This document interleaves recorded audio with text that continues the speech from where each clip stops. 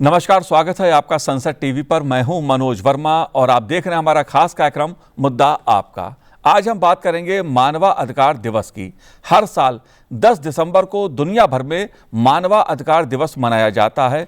ये दिन 1948 में संयुक्त राष्ट्र द्वारा मानवाधिकारों की सार्वभौमिक घोषणा को अपनाए जाने का प्रतीक है। मानवाधिकारों की सार्वभौमिक घोषणा एक महत्वपूर्ण दस्तावेज है। मानवाधिकारों की सार्वभौमिक घोषणा ने विश्व को गरिमा की एक साझा शब्दावली दी और इस प्रक्रिया में भारत ने महत्वपूर्ण योगदान दिया। लिहाजा मानवाधिकार दिवस के मौके पर देश भर में कार्यक्रमों का आयोजन किया गया। राष्ट्रीय मानवाधिकार आयोग द्वारा दिल्ली में आयोजित मानव अधिकार दिवस समारोह और इस मौके पर आयोजित राष्ट्रीय सम्मेलन का राष्ट्रपति द्रौपदी मुर्मू ने संबोधित किया। साथ ही इस राष्ट्रीय सम्मेलन को प्रधानमंत्री के प्रधान सचिव डॉक्टर पीके मिश्रा ने भी संबोधित करते हुए प्रत्येक नागरिक के गरिमापूर्ण जीवन का उल्लेख किया। राज्यसभा में मानवाधिकार दिवस का सभापीठ द्वारा उल्लेख किया गया। इस वर्ष का विषय है मानवाधिकार हमारी दैनिक आवश्यकताएं से संबंधित है। लिहाजा मुद्दा आपका में मानवाधिकार दिवस और भारत के योगदान पर चर्चा करेंगे। चर्चा करने के लिए दो खास मेहमान मेरे साथ जुड़े हुए हैं। मेरे साथ स्टूडियो में इस समय मौजूद है राष्ट्रीय मानवाधिकार आयोग के सदस्य प्रियांक कानूनगो जी। प्रियांक जी, आपका स्वागत है संसद टीवी पर। साथ ही हम बात करेंगे उत्तर प्रदेश के पूर्व पुलिस महानिदेशक डॉक्टर विक्रम सिंह जी से। विक्रम जी, आपका भी स्वागत है संसद टीवी पर। नमस्कार। इस चर्चा को आगे बढ़ाएं। आइए सुनते हैं आज दिल्ली में जो कार्यक्रम हुआ उसमें राष्ट्रपति द्रौपदी मुर्मू जी ने क्या कहा और प्रधानमंत्री के प्रधान सचिव जी ने क्या कहा। 77 years ago, the world came together to articulate a simple yet revolutionary truth that every human being is born free and equal in dignity and rights. India played an important role in shaping a global framework of human rights. Our ancient value of Vasudhaiva Kutumbakam, which means that the world is one family, is reflected in the idea of universal human rights. It is only up that India's sustained commitment to the human rights principles has been recognized globally. It is evidenced by our unopposed election to the United Nations Human Rights Council for a 3-year term commencing in 2026 for the 7th time. Today, we also renew our ancient ideal of inclusion captured in the words Sarve Bhavantu Sukhino, which means may everyone be happy. We renew this inclusive spirit of well-being of all as a modern pledge that no one shall be left behind, that dignity is not negotiable, and that justice must remain the birthright of every person in India. Today is not simply a commemoration of a historic declaration. It is an invitation to reflect deeply on the lived experience of human dignity. This year's theme, Human Rights, Our Everyday Essentials, places the spotlight where it matters most, on public services, on institutions, and on the systems through which citizens interface with the state. The Universal Declaration of Human Rights in 1948 gave the world a shared vocabulary of dignity.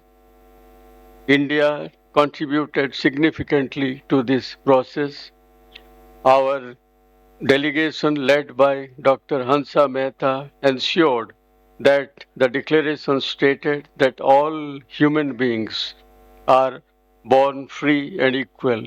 This was the decisive step for gender equality and helped guide global thinking on human rights.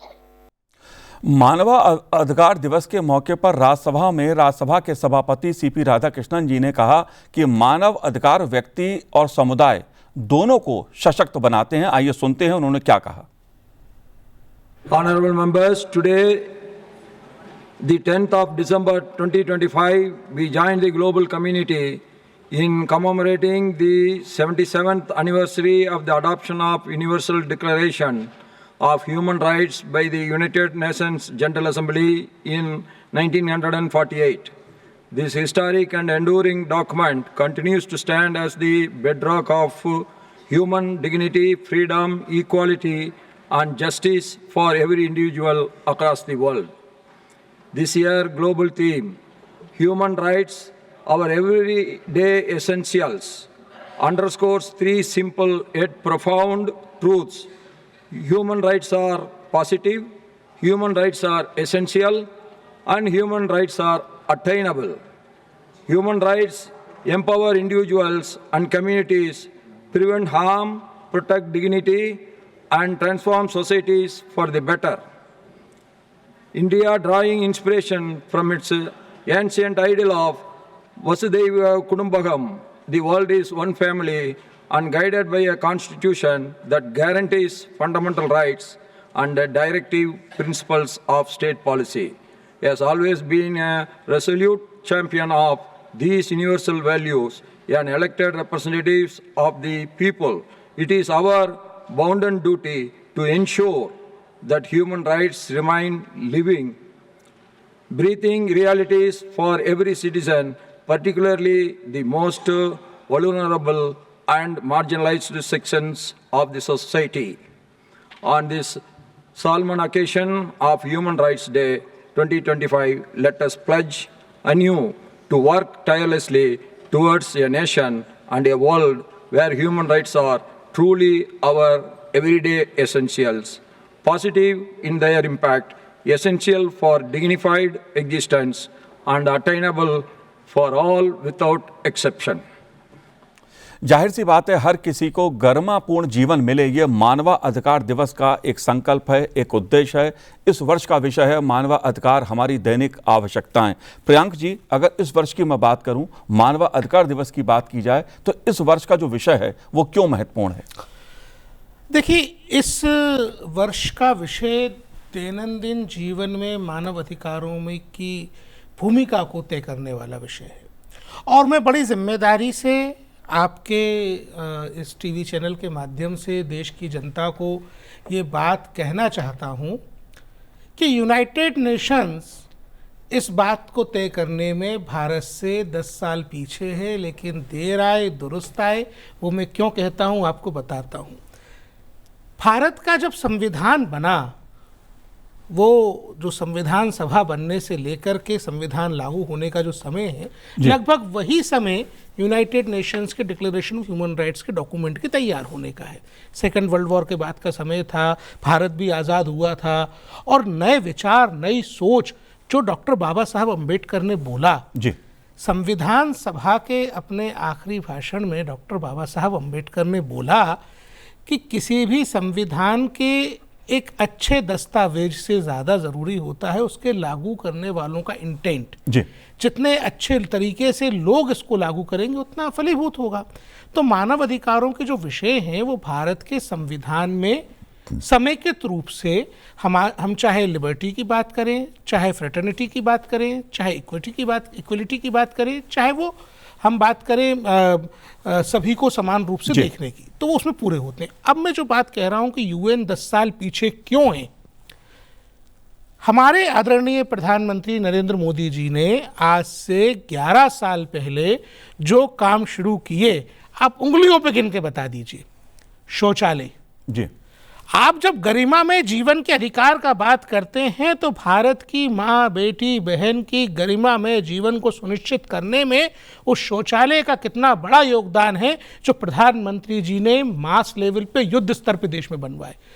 Cooking gas ji, cooking gas उन औरतों से जाके पूछिए जिनको धुएं में खाना बनाते हुए तपेदिक की बीमारी हो जाया करती थी, और कुकिंग गैस से उनको स्वच्छ ईंधन का अधिकार मिला है, घर का अधिकार। आप सोचिए ज़रा, प्रधानमंत्री जी के नेतृत्व में जिस तरीके से घर बांटने का काम हुआ प्रधानमंत्री आवास योजना में, वो दैनंदिन जीवन के उपयोग की चीज़ें हैं जी। आप सोचिए ज़रा, आज के पहले कब ऐसा हुआ था कि सड़क पे रेहड़ी पे सामान बेचने वाला हमको दिखता रोज था, लेकिन क्या हम कभी सोच पाते थे कि इसके भी मानवाधिकार हैं? पहली बार स्ट्रीट वेंडर्स के लिए जब भारत के प्रधानमंत्री ने चिंता की, एक ऐसे व्यक्ति ने चिंता की जो उसी परिवेश से आए, और जब स्ट्रीट वेंडर्स के लिए पीएम स्वनिधि योजना बनाई, तो आज 70 लाख से ज़्यादा वेंडर्स उसके लाभार्थी हैं।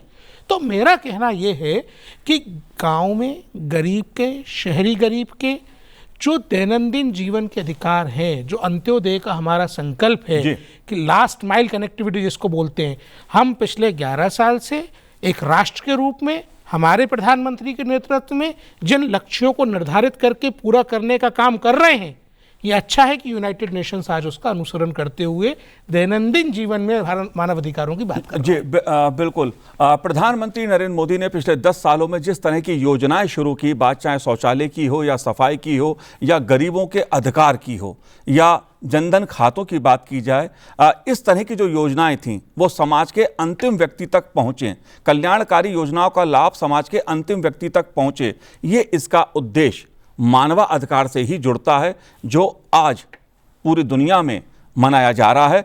विक्रम सिंह जी, मैं आपसे जानना चाहूंगा, क्योंकि मुद्दा मानवाधिकारों का है और राज्यसभा के सभापति सीपी राधाकृष्णन जी ने एक महत्वपूर्ण बात कही कि मानवाधिकार जो हैं व्यक्ति और समुदाय दोनों को सशक्त बनाते हैं। कैसे, आप कैसे देखते हैं इस मुद्दे को? बड़ा महत्वपूर्ण प्रश्न है आपका वर्मा जी, और इसके कई आयाम हैं जी। आदरणीय प्रियांक जी ने बहुत बृहद प्रकाश डाला है। जो सरकारी योजनाएं हैं, मैं उसमें भी 2-4 नाम डाल सकता हूं, लेकिन समय चूंकि कम है। कन्या धन योजना है, आयुष्मान भारत योजना है, और ऐसी तमाम योजना है जो कि जन जन तक पहुंची हैं। लेकिन जो व्यक्ति और समूह की अगर आप बात करें, किसी भी सभ्य समाज को लेकर के मानवाधिकार मेरुदंड के समान है। अगर मानव अधिकार नहीं है तो मान के चलिए कि वहां पर सुशासन या वहां पर किसी प्रकार की लोक व्यवस्था नहीं है, पब्लिक ऑर्डर नहीं है। तो अगर हम देखें किसी व्यक्ति की, आप पहले, आज से आप शायद वो उम्र आपकी, लेकिन मेरी उम्र है कि 50 साल पहले अगर कोई थाने जाता था तो थाने के बाहर ही रहता था, थाने अंदर जाने की जो साहस नहीं करता था, क्योंकि उसको मालूम था कि थाने जाने के दुष्परिणाम हो सकते हैं, लाभ के स्थान पे हानि हो सकती है।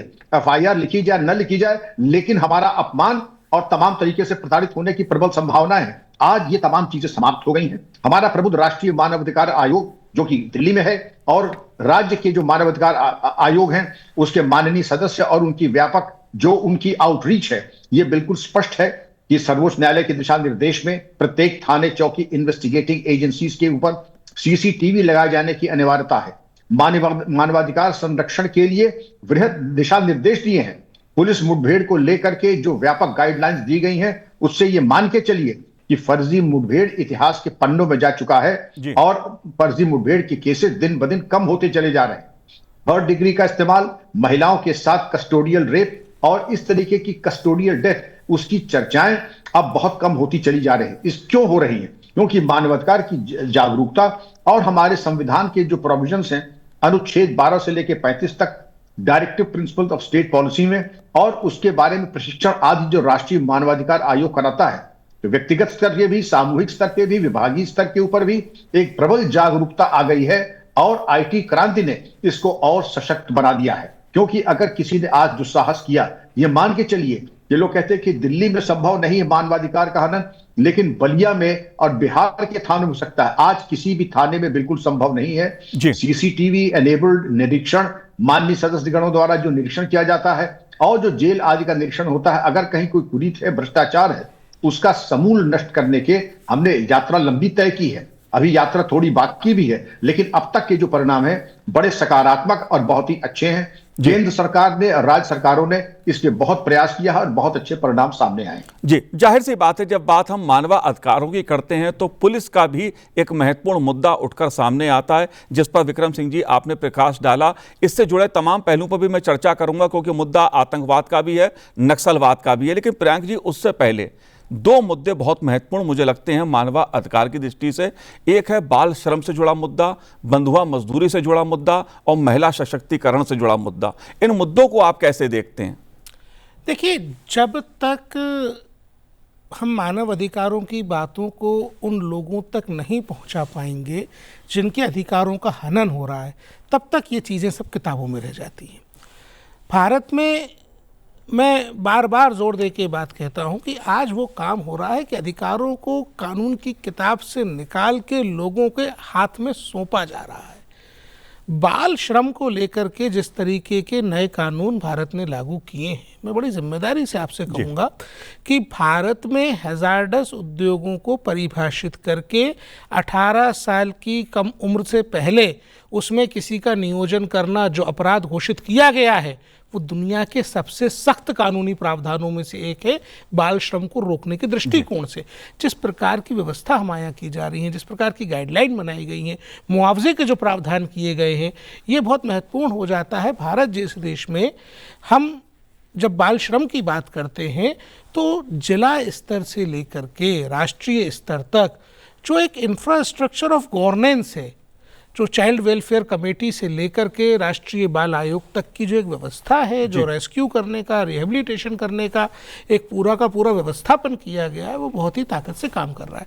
महिलाओं के अधिकारों के बारे में बड़ी जिम्मेदारी से ये बात कहना चाहूँगा कि जो 3 नए कानून आए हैं, महिलाओं के साथ या बच्चों के साथ जो सबसे घृणित अपराध है वो उनके यौन शोषण का अपराध, जो हमेशा से घृणा के दृष्टिकोण से देखा जाता रहा है और इसके समाधान के लिए, इस पे डिटरेंस क्रिएट करने के लिए हमेशा बात होती रही। मैं बड़ी जिम्मेदारी से बताऊंगा कि जो 3 नए कानून आए हैं, चाहे वो एविडेंस एक्ट हो, चाहे वो न्याय संहिता हो, चाहे वो BNSS हो, उसमें नागरिक सुरक्षा संहिता हो, उसमें ये बात समझने की है कि बहुत छोटी छोटी सी बातें, बलात्कार के अपराध पे फॉरेंसिक एविडेंस कलेक्ट करना मैंडेटरी कर दिया गया है।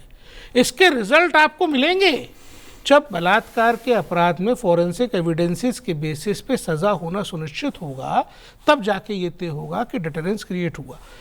अधिकारों का रक्षण केवल कानूनों के प्रभावी क्रियान्वयन से किया जा सकता है और कानूनों के प्रभावी क्रियान्वयन के लिए तय करना होगा कि अपराधियों को सजा मिले। ये 3 नए कानून वो तय करने का काम करते हैं। जी, अगर बात करूं 3 तलाक की, तो एक महत्वपूर्ण मुद्दा वो भी पिछले 10 वर्षों में रहा है, जो हम कह सकते हैं कि मानवाधिकार की दृष्टि से एक महत्वपूर्ण मुद्दा उभरा, जिस पर सरकार ने एक महत्वपूर्ण फैसला लिया और 3 तलाक से मुक्ति मिली महिलाओं को। मैं यहाँ पे एक बात और कहूंगा, जिस प्रकार आसाम की राज्य सरकार ने बहुविवाह को प्रतिबंधित किया है, ये काम सारे देश की राज्य सरकारों को धीरे धीरे कर लेना चाहिए। जी, धीरे धीरे मानवाधिकार को लेकर जो जागरूकता समाज में आ रही है, उसका ही परिणाम है कि सरकारें महत्वपूर्ण फैसले ले रही हैं ताकि लोगों के जो मानवाधिकार हैं उनको सुरक्षा हो सके, उनको और ताकत मिल सके।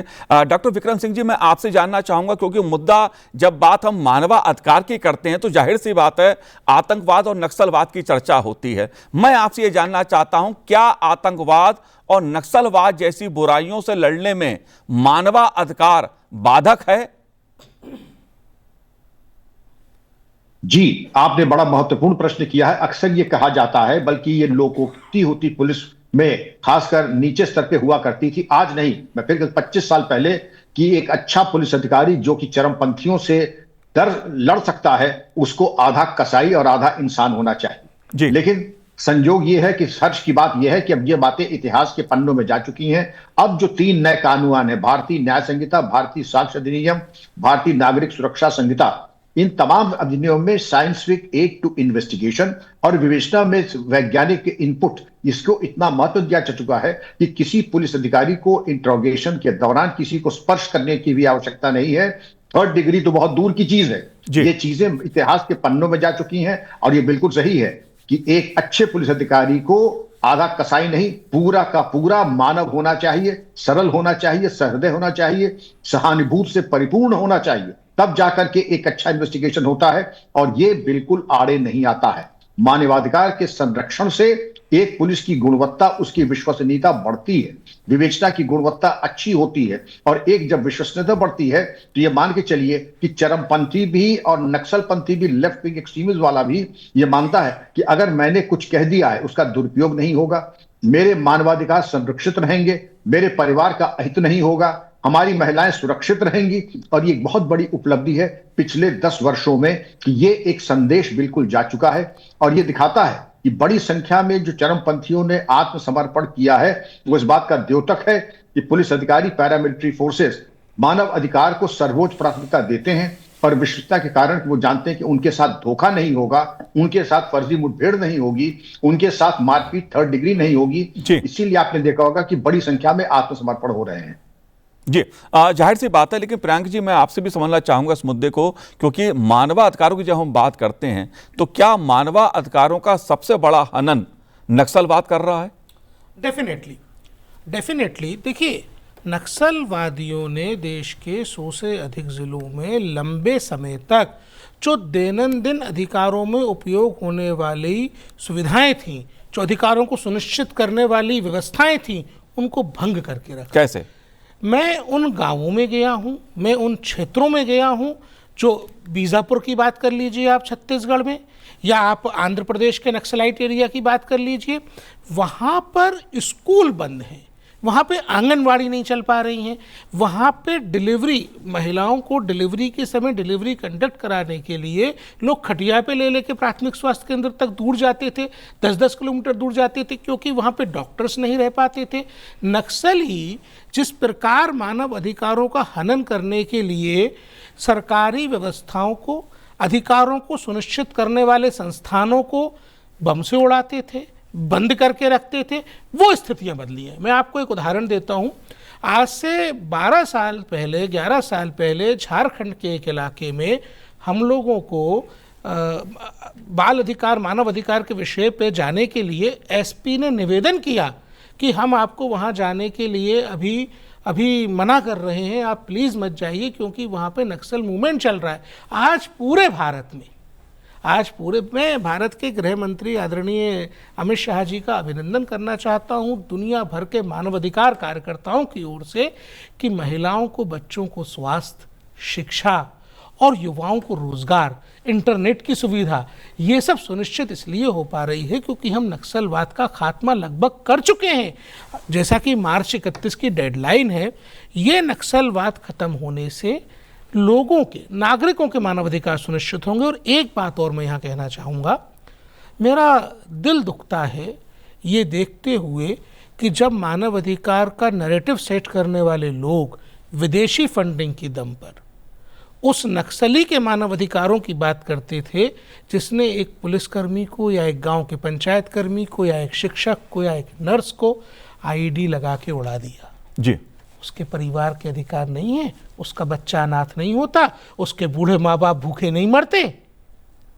मानव अधिकार सार्वभौमिक हैं। जी, विक्टिम के मानव अधिकार पहले हैं, उन लोगों के मानव अधिकार पहले हैं जो हिंसा का शिकार हुए हैं। हमेशा कानून हो, संविधान हो, दुनिया की व्यवस्थाएं हो, विक्टिम्स के अधिकार सुनिश्चित करना हमारी प्राथमिकता होना चाहिए।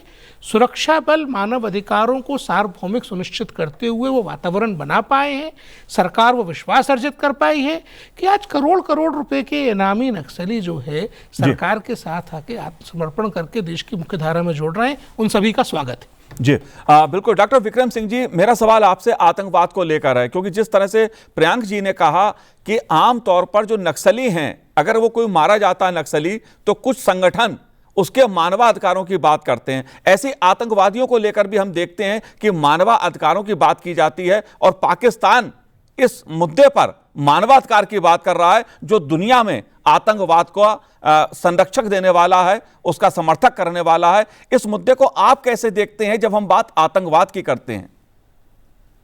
वर्मा जी, मैं ये कहना चाहूंगा, इंटेलेक्चुअल डिसऑनेस्टी की पराकाष्ठा है ये। जिनको मानवाधिकार की स्पेलिंग नहीं मालूम, वो आज हमें उपदेश दे रहे हैं, जिसने मानवाधिकार हनन के सारे कीर्तिमान स्थापित किए हैं और सबको तोड़ के बराबर कर दिया है। अत्याचार और बलात्कार में जिसने स्वर्ण पदक की श्रृंखला ले ली है, वो अब हमें उपदेश देगा। पर उपदेश कुशल बहुतेरे। और दूसरे, आपने सही कहा, इसके पहले हम लोग कभी कभी जब चरमपंथी गिरफ्तार करते थे, आतंकवादी गिरफ्तार करते, तो ये आश्चर्य नहीं है। अफजल हम शर्मिंदा हैं, तुम्हारे कातिल जिंदा हैं, और टुकड़े टुकड़े गैंग आकर के हम लोगों का विरोध करता था। हमारी निर्वाचित सरकार, माननीय प्रधानमंत्री को गाली देना, हमारे माननीय गृह मंत्री को गाली गलौज करना, क्यों? क्योंकि उनकी उल्लू सीधा नहीं हो रहा है। मैं तो ये चाहूंगा कि जब शाहीन बाग की दादियां आती हैं, जब इस तरीके की बातें होती हैं, क्राउड फंडिंग, फ्लैश मॉब्स उठते हैं, तो आप इनकी संपत्ति की जांच भी होनी चाहिए। अभी हमारी सरकार ने बहुत ही उदार दृष्टिकोण अपना रखा है, और केवल कानून के हिसाब से, और वही मैं कहता हूं कि अगर इनके पीछे आप पड़ जाएं, जिसमें कि इनके एसेट्स की जानकारी कर लें, इनके इंटरनेशनल लिंक्स का पता लगा लें, और ये आखिर कारण क्या है। हम लोग मैं कहा जब गिरफ्तार करते थे, अकस्मात मान लीजिए पूर्वी उत्तर प्रदेश में, रियल लाइफ बता रहा हूं, मिर्जापुर के एक जिले में 4 आपने चरमपंथी गिरफ्तार किए जी। पता नहीं कहां से अकस्मात 100-150 बच्चे युवा जिनकी औसत उम्र 25 साल से कम होगी, कोल्हापुरी चप्पल और गांधी खादी भंडार का झोला लटकाते हुए, अब बिल्कुल इंग्लैंड की इंग्लिश, बिल्कुल British accent, mister Singh how have you detained them and under what circumstances, what are the sections you have imposed. मतलब उनसे हिंदी तो बोली ही नहीं जाती थी और अंग्रेजी इंग्लैंड वाली बोलते थे। तो उनसे वर्मा जी, मैं बड़ी विनम्रता से कह रहा हूं, बड़ा प्रतिष्ठित चैनल है, हमने कहा आप लोगों ने दरअसल इस बार रॉन्ग नंबर डायल कर दिया है, हमें आपके उपदेश की और परामर्श की जरूरत नहीं है। आपके दोहरे मापदंड, रोलेक्स घड़ी पहन करके आप आकर के गरीबों की बात कर रहे हैं हमसे। आप जाकर के पहले अपनी पढ़ाई लिखाई कीजिए, और आप जिस कैंपस से आए हैं उसका नाम लेना आज ठीक नहीं है, क्योंकि ये उसी कैंपस में जो है जहां के वातावरण में और पूरी तरीके से विषाक्त कर दिया है और युवाओं को दिग्भ्रमित किया है, और आकर के लॉ एनफोर्समेंट एजेंसीज को, हमारे सुरक्षा बलों का मनोबल गिराने में पूरा काम करते हैं। लेकिन ये पूरी तरीके से वर्मा जी आज एक्सपोज्ड हैं, इनकी फंडिंग की पूरी जानकारी हो गई है, इसलिए इनको कोई गंभीरता पूर्वक नहीं लेता है।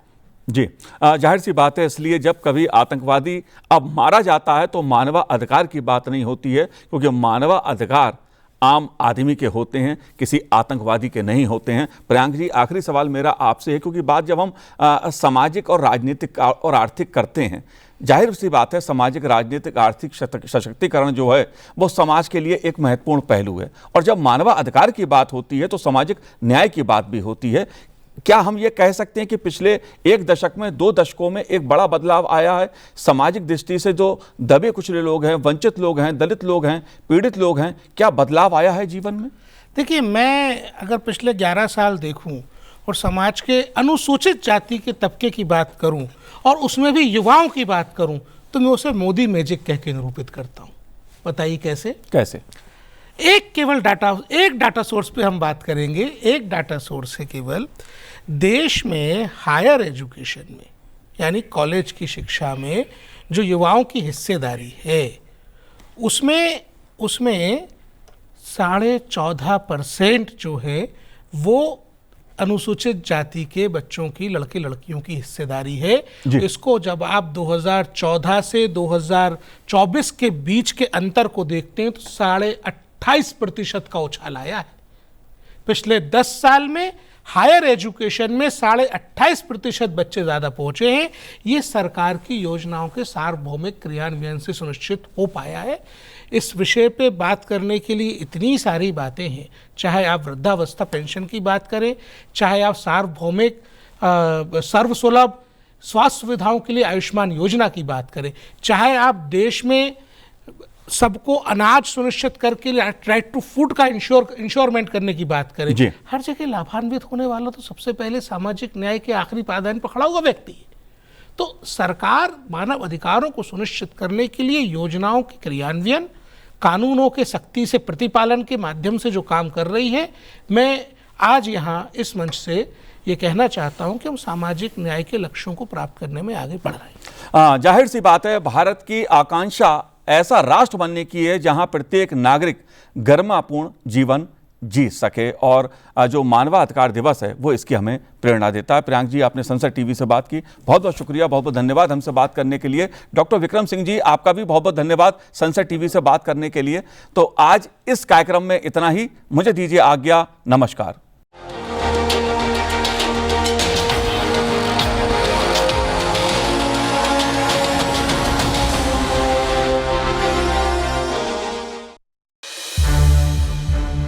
संसद टीवी के और भी प्रोग्राम्स देखने के लिए सब्सक्राइब करें हमारा YouTube चैनल, और हाँ, इन्हें लाइक और शेयर करना ना भूलें।